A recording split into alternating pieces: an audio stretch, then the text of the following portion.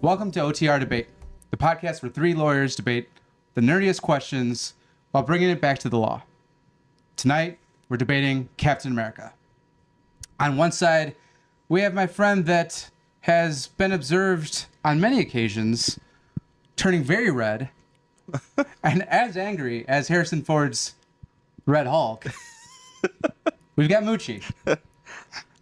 The anger has been probably more rare. The redness has been much more common, I think. Yeah, something like that. On the other side, we've got my buddy who I'm not entirely sure if he's seen even 20% of the MCU. We've got I think I've seen closer to 75%. Okay, That's probably more than me, actually. And to be honest, should TV shows really be in a cinematic universe? I'm Lando. I'm the judge tonight. Before we start the debate, let's hit the tape to see how did we get here? Why are we starting this debate? What's up, Cholos? Marvel Rivals? I heard this game sucked. Like the map's too small or something. I mean, the map's a little small, but, size isn't everything. And at the end of the day, it is still better than Fortnite. Yeah, I agree, but I wish you could play as a different Captain America than just the blonde-haired, blue-eyed Steve Rogers, Tired of that shit. What? Steve Rogers is the best one. No, man, I can think of at least like 3 or 4 that are better than him. Well, IDK. Stevie beats them all.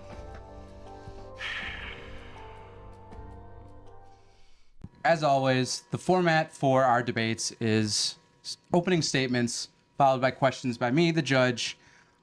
We'll maybe have a recess, and then we'll get to my verdict after closing arguments. So, for opening statements, who wants to start? I'll start. Okay, let's get started. On my team, I had to go with the iconic Steve Rogers from the original Captain America's series. And joining Steve Rogers will be Steve Rogers from the Earth X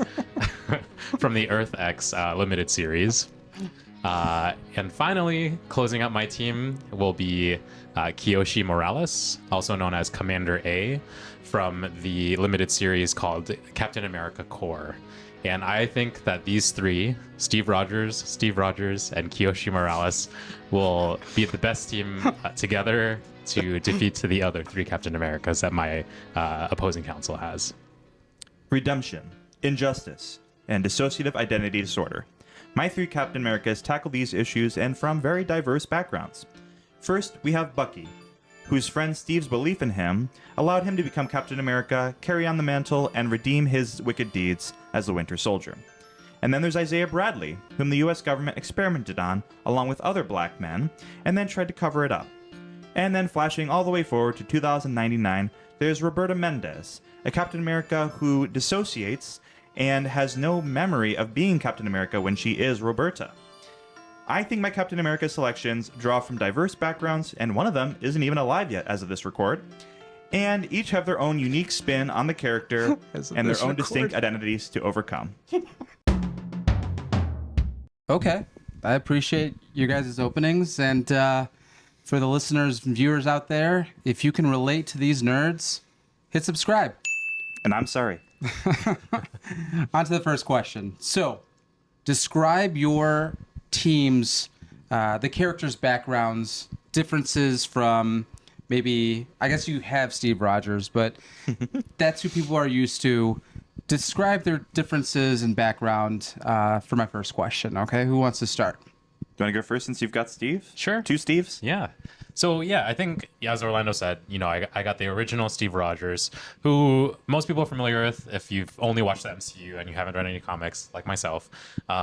He is a scrawny kid, joins the military, gets injected with a super serum. So he gets increased strength, faster reflexes, improves eyesight, decreases his aging, and also increases his health regeneration. So, beyond those physical attributes, Steve Rogers just has an unwavering moral compass, and he has very strong leadership skills. And so I think he is the ideal Captain America to be the lead of my team. But in addition to Steve Rogers, as I mentioned earlier, I do have another Steve Rogers, who is from the Earth X comic book limited series, which came out in 1999. And for the listeners, viewers, I didn't give any kind of parameters as to can they just get an alternate version of the character, because comic books and comic series, there's going to be multiple different versions of the same character that float around. Well, multiverses, that was huge. I think they're still trying to wrap all that up in the MCU. It's got a little messy, but a little bit messier than it probably should have. Pretty big. So I gave no parameters, so that's why we ended up with 2 Steve Rogers. Well, I also think the second Steve Rogers has a legitimate place on my team. Okay. And, if you're not familiar with Earth X, basically it's a dystopian future of regular Earth, where these things called the Terrigen Mists, also known as Plague X, start infecting all of humanity, and basically everyone mutates and has superpowers of their own. So it kind of eliminates the purpose of superheroes. So this is not the zombie world that you see in What If and all those. Yeah, no. Okay. Not that.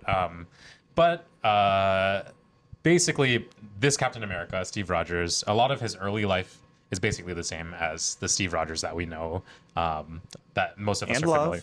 Yeah, that's true. I mean, I don't know if everyone loves Steve Rogers. He could be maybe a little too patriotic for some. Not as patriotic as some versions of Captain America, actually. That's true. But anyway, I think his early life I'm not that concerned with the second Steve Rogers. I think really where his differences come into play is after his death. So before he... After his death? Yeah. What? So, Is he a zombie? He's a zombie. Well, he's not a zombie because he's not still like reanimated on Earth. But basically, before his death, he's given some knowledge that that's required of him so that he can remember that he's dead in the realm of the dead. So after death, people, I guess, in this reality don't realize that they're dead and they're just in this realm of death. But basically, Steve Rogers, he's able to keep his knowledge that he's dead. As part of this afterlife sort of thing, he gets transmuted into what's called an avenging host, which is a league of angels, per se, selected by Marvel to bring the new souls from the realm of the death into the realm of paradise. And so as a member of this avenging host, he gets a lot of different supernatural powers. So he gets wings, so that enables him to fly. He can change his shape. He's able to travel also between the dimensions of the land of the dead. So he can go, to paradise from the realm of the dead and travel back from paradise into like a negative zone. And this gets a lot more lengthy in description, but basically he just gets a lot of these cooler powers after death, and somewhat becomes like an angel, which the regular Steve Rogers doesn't have wings. Nope. Sounds like it's taken from the Evangelion book of using Christian iconography just because it seems cool. Right, exactly. And me being probably as irreligious as it comes, I do often like Christian iconography only in visuals alone. I can appreciate it. And then finally, I wanted to talk about my last pick, Commander A, or Kiyoshi Morales, who is introduced in a 5-issue miniseries from 2011 called Captain America Corps, CORPS, not CORE. Just not, so this, and not CORPSE, like the zombies you were talking about before. Right. Well, that would be corpse, So, but basically, in this miniseries, I'm glad he got it right away because I was like, "What the fuck are you talking about?" In this miniseries, there's the reality is that all of the Captain Americas, I guess, throughout the multiverse are being observed as disappearing sometime when he's frozen as an icicle. Steve Rogers, I mean. And so there's an elder of the universe that gathers 5 Captain Americas from throughout different periods of history and brings them to modern day New York. And so Commander A, or Kiyoshi Morales, is from the 25th century, so more into the distant future. And basically, he's this like guy who's towering 7 feet tall. He is multi-ethnic. He's like Latino, Black, Native American, Japanese. Because I guess that's what's going to happen in the 25th century, but everyone's just mixed. But beyond that, he does have, he no longer has a vibranium shield, but he does have like these proton shields on both of his arms that he can generate. And so I think that's just, I got to get Steve Rogers, and then a future version of Captain America named Commander A. And I think, his suit is a lot more advanced because he's from the future. It has like a neural web where he can like tap into different like computer systems. And so that's my team. And also, I guess I will mention Kiyoshi Morales is also the great grandnephew of Luke Cage. Oh, okay. Yeah.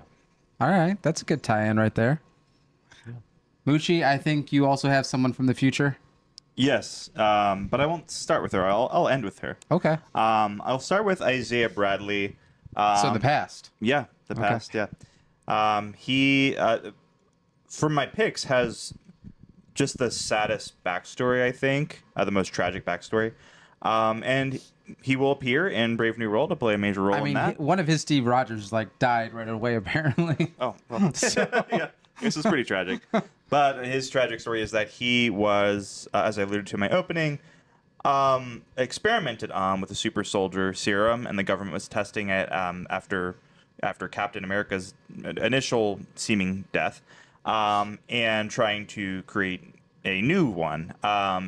They tested it on a bunch of black men, all of whom, except for him, ended up dying. That's the way it was in the comic, at least. He appears in Falcon and Winter Soldier, talks to Falcon about this, and The show. Yes, the show. Mm-hmm. Not sure what role he's going to play in the movie. I assume I don't know if he's in the background. I don't know if he'll fully be a fighting force. I'm not sure, but he told him they will never let a black man be Captain America. Well, Falcon's going to prove him wrong. I'm seeing so Maybe. yeah.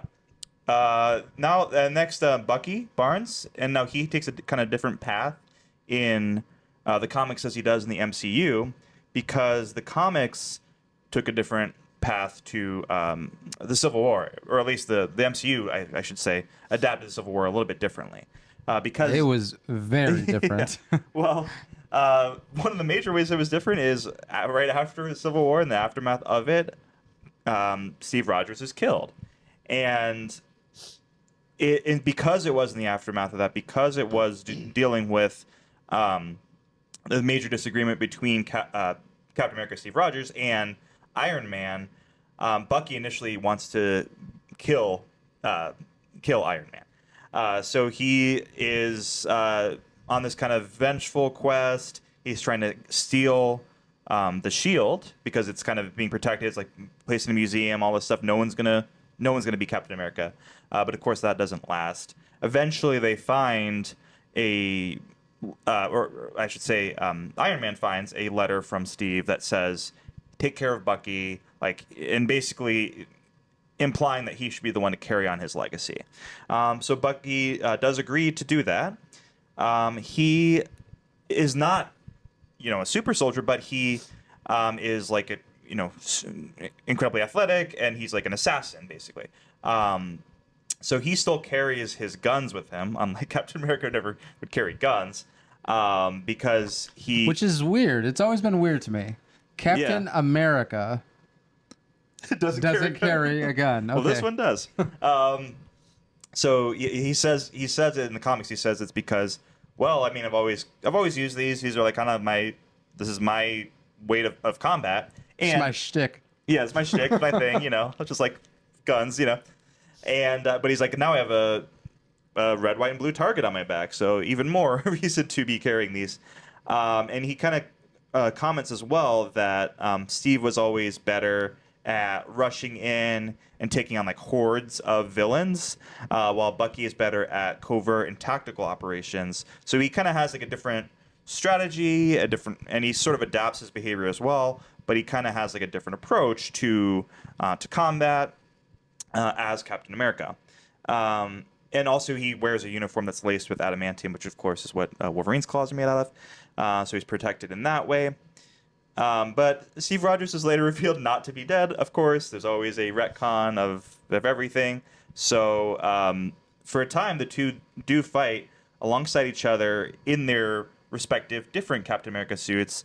And I think there's like a somewhat later comic run by Brian Michael Bendis, an Avengers run, where the Steve Rogers, I think, is the captain of the team, and then Bucky is like the Captain America that's like part of the team. It gets a little bit confusing, but yeah, that's basically how it works. So a bit different from the MCU. And then we have Roberta Mendez. Now she was introduced in Secret Wars 2099, and then her arc was sort of continued in Spider-Man 2099. I was wondering about that because 2099 is obviously a big year for a Spider-Man variant, right? So it's it's of course a different version of Spider-Man. It's not Peter Parker, right? And it hasn't happened yet at the time of this record. Yeah, exactly. As the time of this record, no one in these series is alive yet. But as I mentioned, she has a split personality where she's Roberta Mendez living a normal life with her husband and one or two kids, and no memory at all of being Captain America until she's activated. The word that activates her is assemble, of course.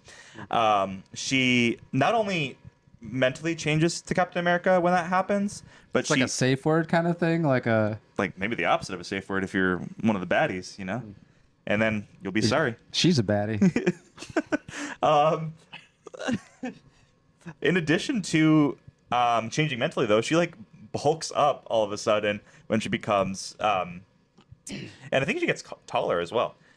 So she's like, her body changes, like, which is very strange. Like the super soldier serum is like laying dormant in her. That's why it would be the husband's safe word. I guess so. Assemble.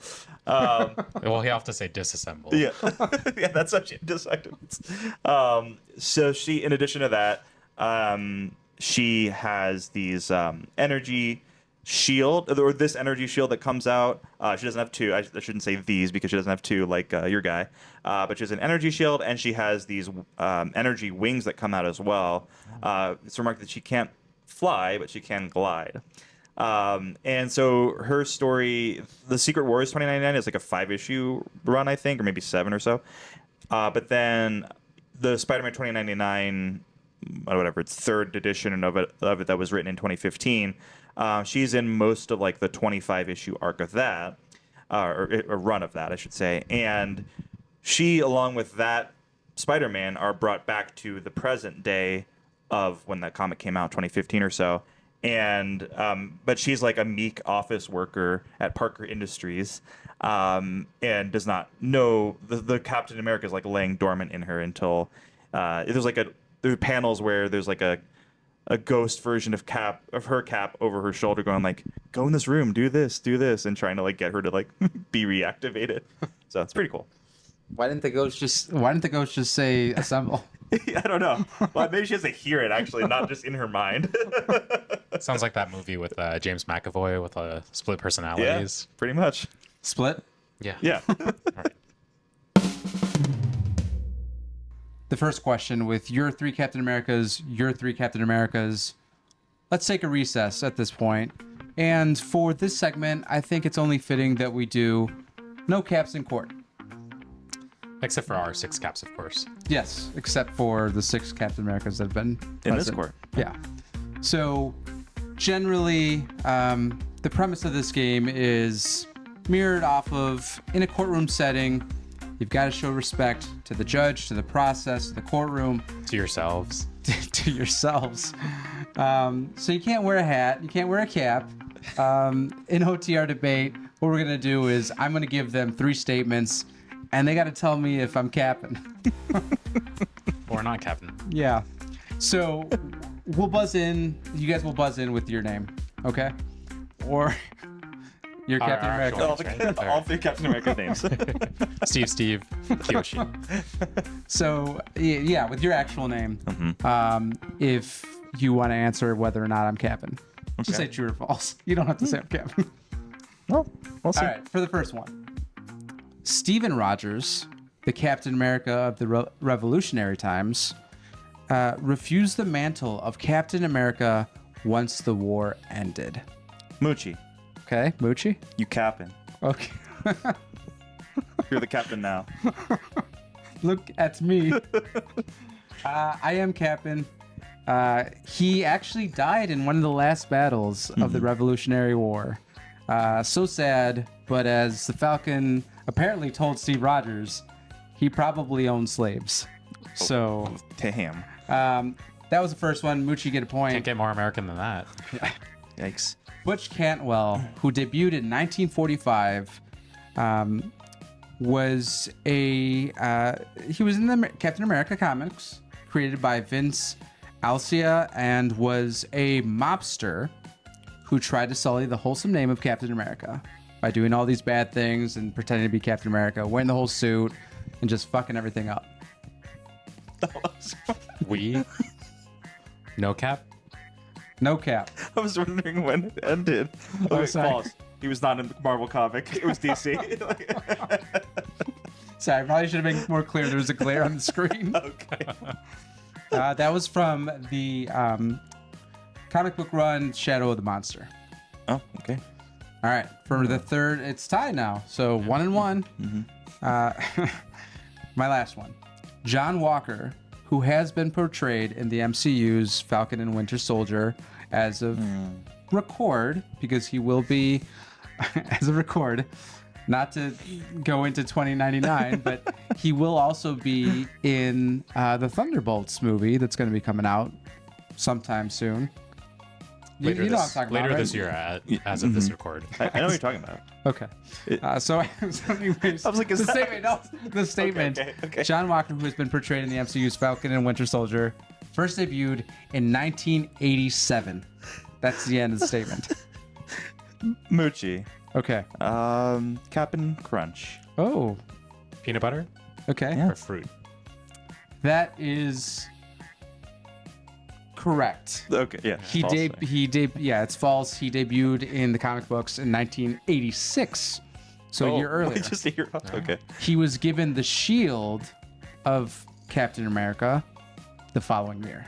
So 1987. And obviously, it's true that he's going to be in the Thunderbolts movie. Okay. Bucci, you win. No caps in court. You get absolutely nothing. And we're going to carry on. Just a recess. Sounds yeah, good. just a recess. That's all it is. For my second question, give me some backstory, some history, some behind the scenes, the authors, the artists of your Captain Americas. All right. Yeah, I can start. So the original Steve Rogers, I'll probably go more into his backstory and his creation a little bit later. But I'll jump to the other Steve Rogers from Earth X, which was created in 1999 by Jim Kruger, Alex Ross, and John Paul Leon. John Paul. Get all these cypher references out now. Kruger, Kyogre. We got 'em. Uger, John Paul. Yeah, I'm just smiling and nodding. I have no idea who you guys are talking John about. Paul, Smiling famously politely. missing his alarm or mixed up the AM and the PM. Yeah. Couldn't make the marathon. Separate knobs. No separate knobs. Oh, No no separate separate knobs. knobs. Yeah, that's Never right. mind. Continue, Clearly, I please. have no ability to recall any Seinfeld references, but And just to piercing the veil here for the listeners and watchers, we literally recorded this again to get rid of the Seinfeld references. We failed to do so. Continue, we. all right. So Jim Kruger, besides Earth X, also worked on Justice with the DC Comics. He's worked on comics for other publishers such as Star Wars, The Matrix comics, Batman, and he was a contributing writer for Buffy the Vampire Slayer comics as well. And his partner Alex Ross in this Earth X miniseries worked on a lot of art for the Tobey Maguire Spider-Man movies. Yeah. Okay. Yeah, he was As good. well as Unbreakable, the M. Night Shyamalan movie from 2000. Oh, tying it to Split.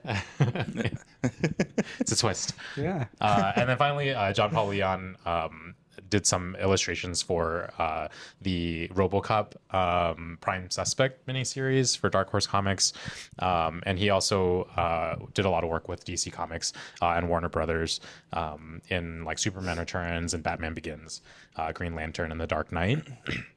And then jumping to the 2011 miniseries Captain America Corps, that was created by Roger Stern and Philippe Briones.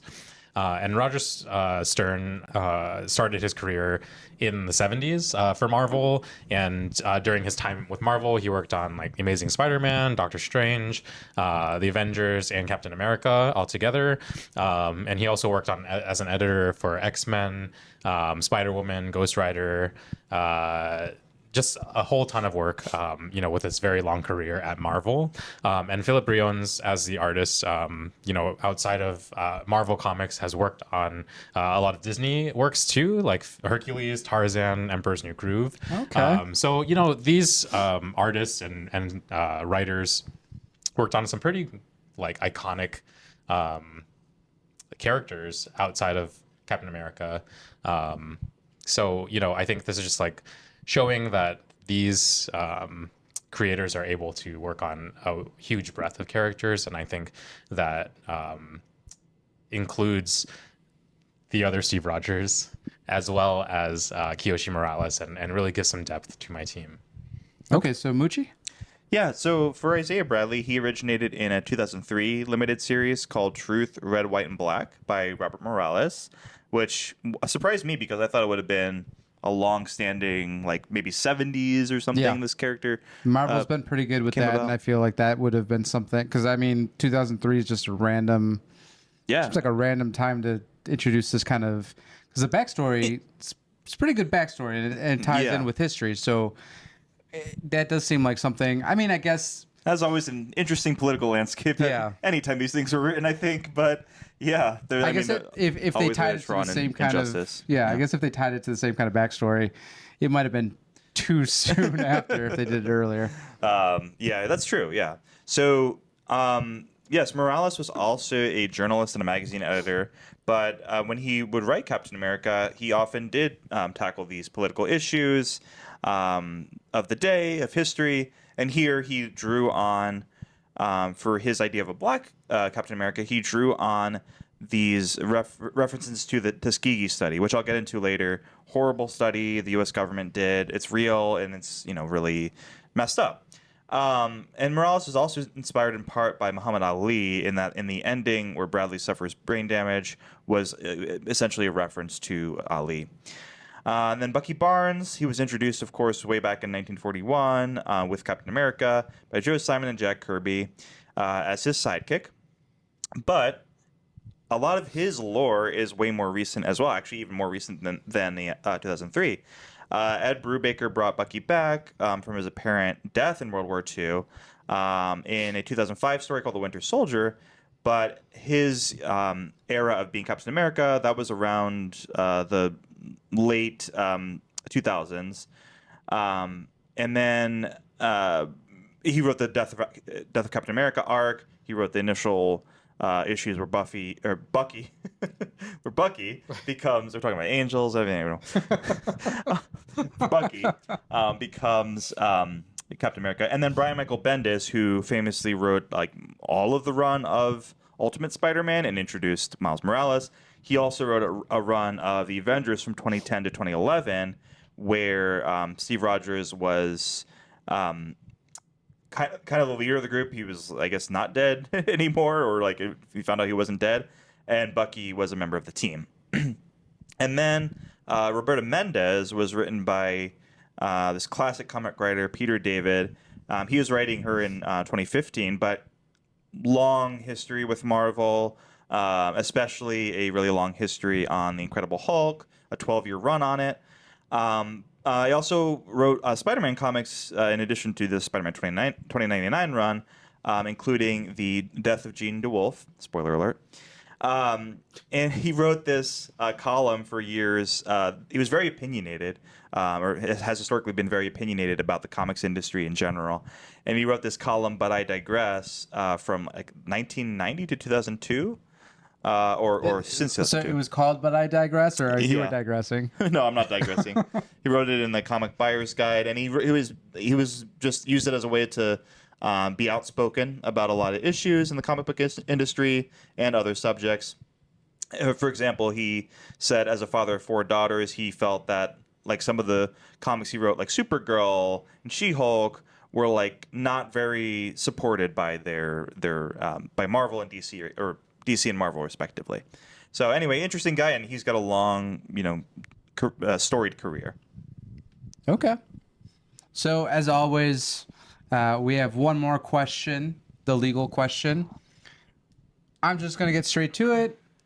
Why is your position legally better?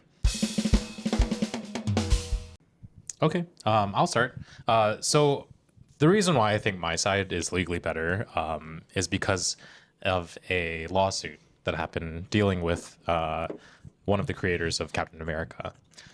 So just for historical context, in December 1940, Martin and Gene Goodman, who were doing business as Timely, published the first issue of Captain America comics. And soon after they published, they applied for and received copyrights for the first 10 issues of Captain America, which included the Captain America character.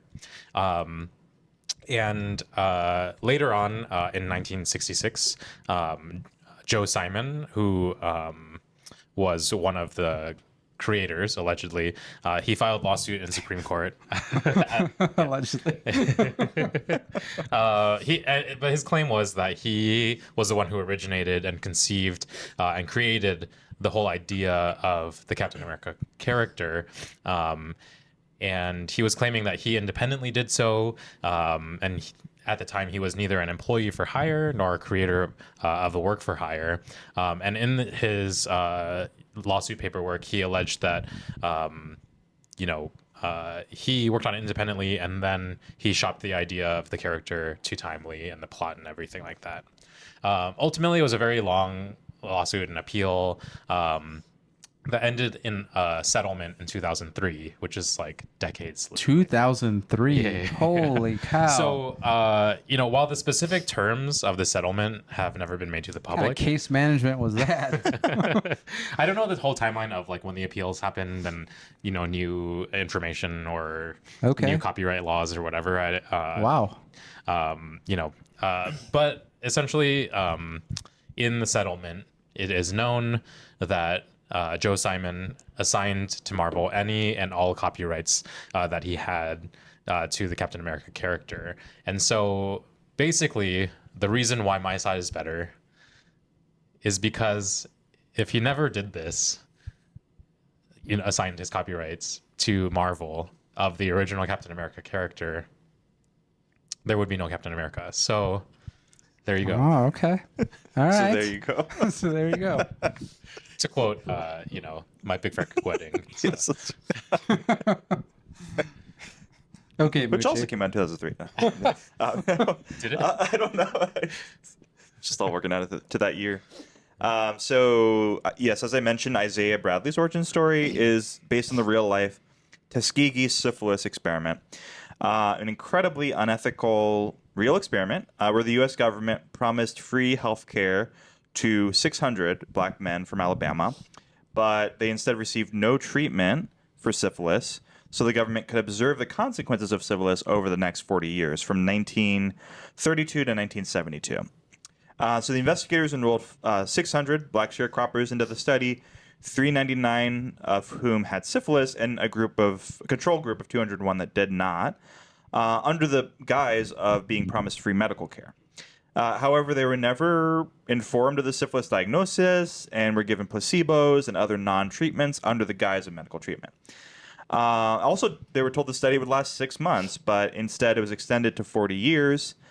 None of them were treated with penicillin despite its wide availability and standard use in treatment by 1947, so 15 years into the study, about. It was terminated in 1972, essentially when it was leaked to the press, and by then, 28 men had died from syphilis, 100 had died from syphilis-related complications, 40 of their wives were infected, and 19 children were born with congenital syphilis. So this led pretty directly to the establishment of the Office for Human Research Protections under the U.S. Department of Health and Human Services, in addition to federal laws and regulations requiring institutional review boards to protect human subjects in studies. So it led to the establishment of these federal laws and protections that we have today. Okay. And that's what SIA Bradley is based on. Tying it back to my comic, because otherwise I was just talking about a study. Okay. A really bad study. So you're basically telling us why Captain America exists, or why we have Captain America and all the other Captain Americas. Mucci is trying to bring us down while we're trying to have a lighthearted debate here. Gotcha. Let's go to closings. Give me a very short attack on the other side. You want to start? Sure. I think the negative thing I'd like to point out about Mucci's side is that one of his caps doesn't even know she's doing anything. She has no recollection. All because her husband says assemble. Is that the case? Is it always her husband? No, anyone can say assemble, yeah. So Yeah, not just her husband, but I mean, it is the case that she doesn't understand that she is Captain America. So her manager's like, all right, let's assemble in the conference room, and all of a sudden she's she just fucking pulls Captain America. this could happen. So yeah, I think that's just kind of detrimental to, the character of like fighting for justice, always having a strong moral compass, which both of my Steve Rogers have, as well as Kiyoshi Morales. He's the best leader mankind ever has. He has formed alliances across all facets of the multiverse. To his core, he's one of the purest characters. I'm talking about Steve Rogers, the original Steve Rogers. And he has America's ass. So there you go. Okay. Quoting the MCU. Okay. Quoting Mucci? Steve Rogers himself. Yeah. Well, the thing about We Steam is it's pretty darn confusing, I will say. There's two guys named Steve, one of whom is undead or something, or he's in the afterlife. He's an angel. He's an angel. I don't know how that fits into the whole Captain America mythos. It seems to be a drastically different take on the character who's not really fighting crime in the usual sense that we think Captain America of doing.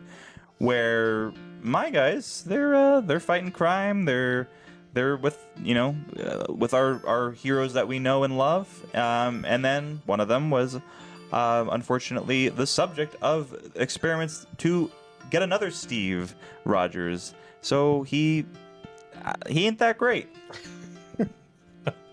Cap. Okay, I think I've heard enough. You guys had two strong teams of 3 Captain Americas. When you guys told me who you picked, and honestly, I think you guys kind of went back and forth. I think Peggy Hill was in the mix at some point. Yeah. Peggy Carter, I'm sure, is what you meant. I meant what I said.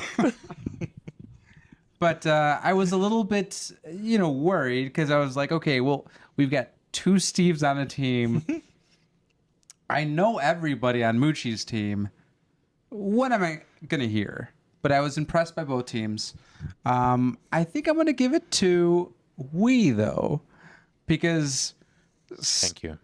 And He's got the Steves. Yeah. I'm going back and forth. I kind of want to give it to Mucci because I don't like the fact that we picked the Steve Rogers, just the generic Steve Rogers, but Steve's Rogers. Steve's Rogers. But actually, I am going to give it to because of the undead Steve Rogers.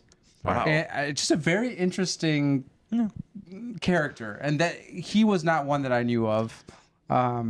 Would it have sold it further if I chose a third Steve? Could have done Steve and Rogers. Yeah, you could have done Steven Rogers. It'd be super confusing what you're talking about at any moment. Steven. Yeah, you get the point.